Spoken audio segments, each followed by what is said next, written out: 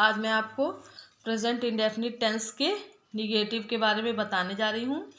तो हमारा इसका रूल क्या है कि ही, शी, इट और एक वचन कर्ता के साथ सिंगुलर नाउन जिसे हम कहते हैं डज नॉट और वर्ब की फर्स्ट फॉर्म का यूज़ होता है। प्रेजेंट वाले टेंसों में निगेटिव का जब हम बनाने जाते हैं तो क्या लगाते हैं, डज नॉट या डू नॉट। अब ये डज नॉट कहाँ लगता है और डू नॉट कहाँ लगता है, ये होता है जो सिंगुलर नाउन्स होते हैं जैसे ही, शी, इट है या किसी का नेम है, इन सब के साथ हम लोग डू का यूज़ करते हैं, डज नॉट का यूज़ करते हैं।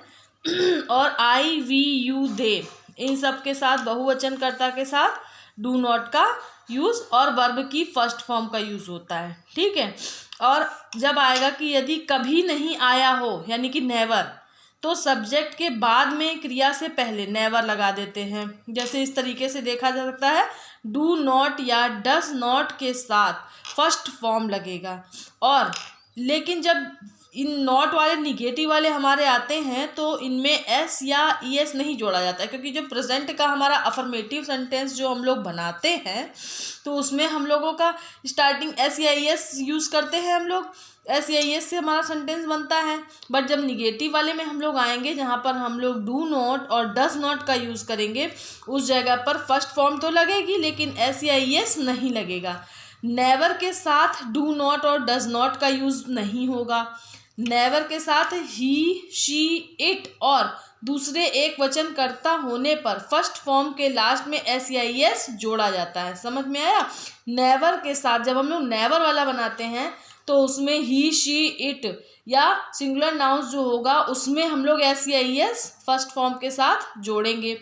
और नेवर वाले सेंटेंस की ही बात मैं बता रही हूँ, तो जिसमें हम लोग कभी नहीं वाला सेंटेंस होगा नेवर वाला, उसमें यदि आई, वी, यू, दे और बहुवचन करता होगा तो उसमें एस या ई एस नहीं जोड़ेंगे।